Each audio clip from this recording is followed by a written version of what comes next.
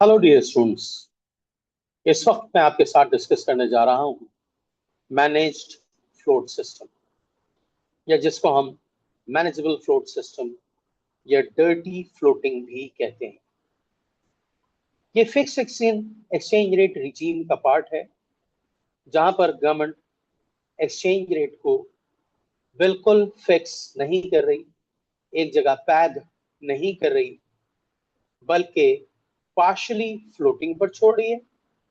और partially fix भी कर रही है। यानी कि फिक्स एक्सचेंज रेट और फ्लोटिंग एक्सचेंज रेट सिस्टम के एक बीच की सिचुएशन है कि जहां पर गवर्नमेंट एक्सचेंज रेट को purely demand and supply forces पर भी नहीं छोड़ रही, फ्लोटिंग पर भी नहीं छोड़ रही, और जहां पर एक्सचेंज रेट को कंप्लीटली फिक्स भी नहीं कर रही, बल्कि एक बीच का रास्ता निकाल रही है, और वो है मैनेजेबल फ्लोट सिस्टम, जिसको हम डर्टी फ्लोटिंग भी कहते हैं। और उसमें गवर्नमेंट कर ये रही है कि बेसिकली एक रेंज सेट कर रही है,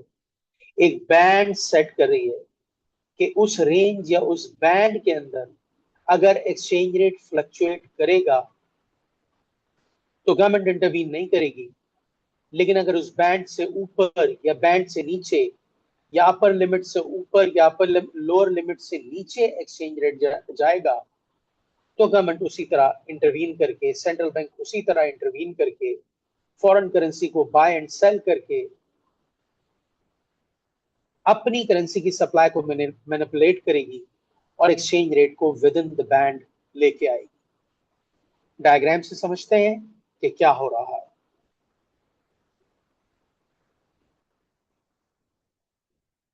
वही डिमांड सप्लाई डायग्राम बनाऊंगा मैं। ये मेरा वाई एक्सेस, ये रहा मेरा एक्स एक्सेस। फर्स्ट करें कि मैं दोबारा पाक रुपए की ही बात कर रहा हूँ। क्वांटिटी ऑफ पीकेआर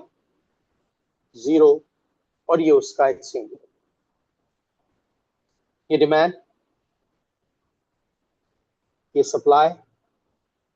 अब फर्स्ट करें कि मार्केट एक्सचेंज रेट तो इस वक्त ये चल रहा है जो मैं लेबल कर रहा हूं, XR इक्विलिब्रियम एक्सचेंज रेट है। क्वांटिटी ट्रेडेड जो है पाक रुपए की वो क्यू है।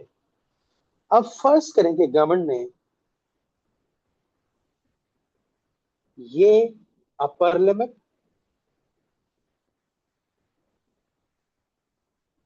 और ये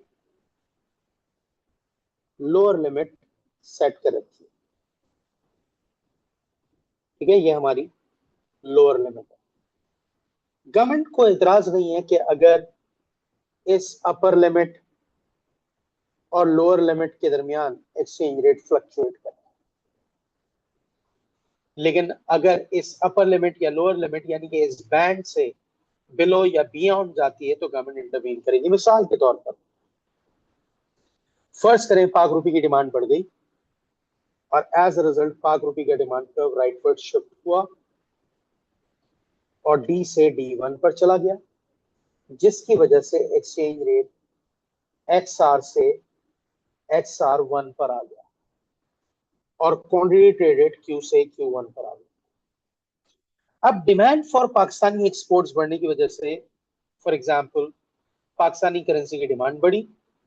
और आप देख सकते हैं कि डिमांड बढ़ने की वजह से एक्सचेंज रेट अप्रिशिएट हो गया। लेकिन यहां पर गवर्नमेंट को अभी कोई इतराज नहीं है,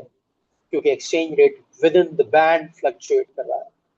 with in the range fluctuate कर रहा है जो गवर्नमेंट ने सेट की।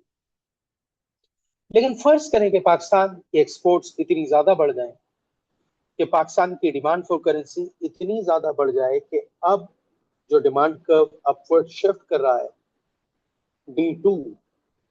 यानी ये जो फर्दर शिफ्ट आ रहा है, इसकी वजह से एक्सचेंज रेट हमें साफ नजर आ रहा है कि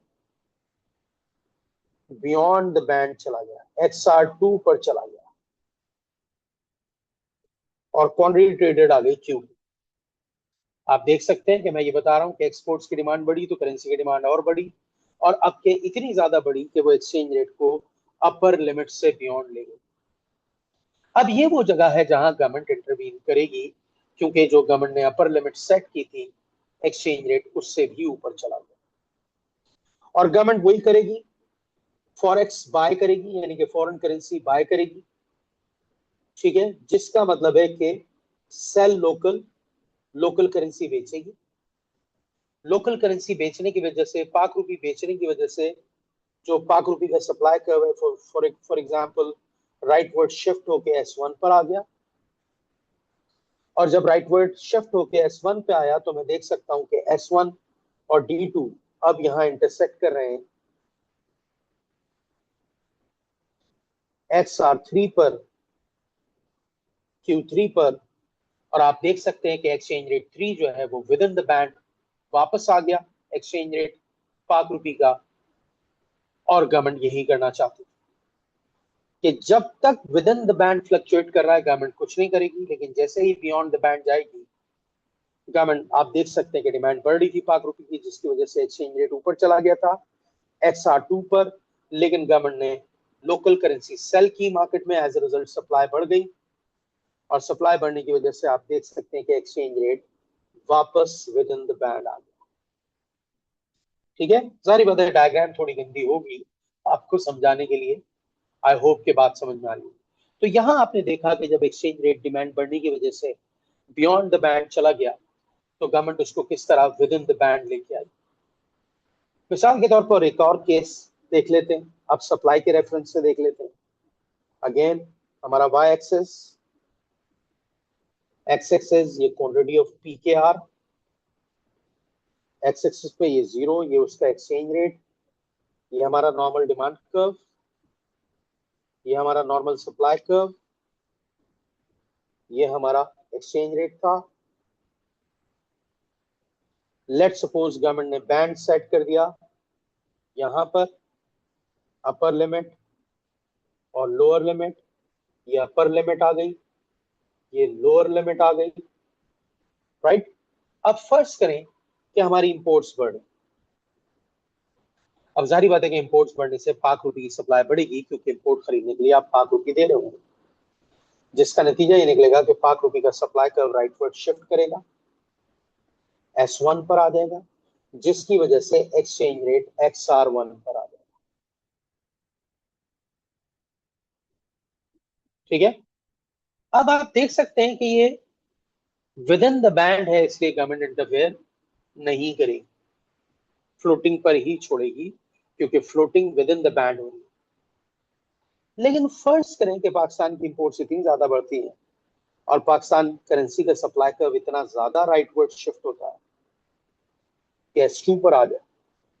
जिसकी वजह से अब S2 और डिमांड कर्व इंटरसेक्ट कर रहे हैं XR2 पर, और क्वांटिटी ट्रेडेड आ गई Q2 पर। अब ये गवर्नमेंट को नहीं चाहिए कि एक्सचेंज रेट इतना ज्यादा डिप्रिशिएट कर जाए कि लोअर बैंड से, लोअर रेंज से नीचे चला जाए। गवर्नमेंट फिर वही करेगी, सेल फॉरेक्स करेगी, फॉरेन करेंसी बेचेगी, जिसका मतलब है कि लोकल करेंसी बाय करेगी, और जब लोकल करेंसी बाय करेगी तो आपको ऑलरेडी बता चुका हूं कि उसका दोनों पर इफेक्ट आएगा, डिमांड पर भी सप्लाई पर भी, क्योंकि जब लोकल करेंसी बहुत ज्यादा बाय करेगी गवर्नमेंट तो पाक रुपी का डिमांड कर्व ऊपर शिफ्ट होगा, D1 पर आ जाएगा, और कंटिन्यूसली बाइंग की वजह से मार्केट में पाक रुपी कम बचेगा तो सप्लाई कर्व बैकवर्ड शिफ्ट हो जाएगा, लेट्स सपोज S3 पर। आप देख सकते हैं कि अब S3 और D1 कहाँ इंटरसेक्ट कर रहा है, उसी पुराने एक्सचेंज रेट पर जहां गवर्नमेंट उसको रखना चाह रही थी विद इन द बैंड। तो आप देख सकते हैं कि किस तरह से गवर्नमेंट बाय एंड सेल करके बिल्कुल उस तरह जिस तरह फिक्स एक्सचेंज रेट में कर रही थी उसी तरह बाय एंड सेल कर रही है, लेकिन बस फर्क ये है कि पहले एग्जैक्टली किसी एक्सचेंज रेट पर उसे टैग कर रही थी, ठोक के रख रही थी, कील गाड़ के रख रही थी और उससे हिलने नहीं दे रही थी, लेकिन अब गवर्नमेंट ने मैनेज फ्लोट सिस्टम अडॉप्ट किया, डर्टी फ्लोटिंग अडॉप्ट की, कि जिसमें उसने अपर लिमिट और लोअर लिमिट सेट कर दी, उसके विद इन फ्लोट कर रहा है तो गवर्नमेंट को कोई इतराज नहीं है, बियॉन्ड जाएगा तो गवर्नमेंट उसे वापस फिक्स करे। आई होप के पॉइंट आपकी समझ में आई हो, लॉजिक आपकी समझ में आई हो। Thank you very much.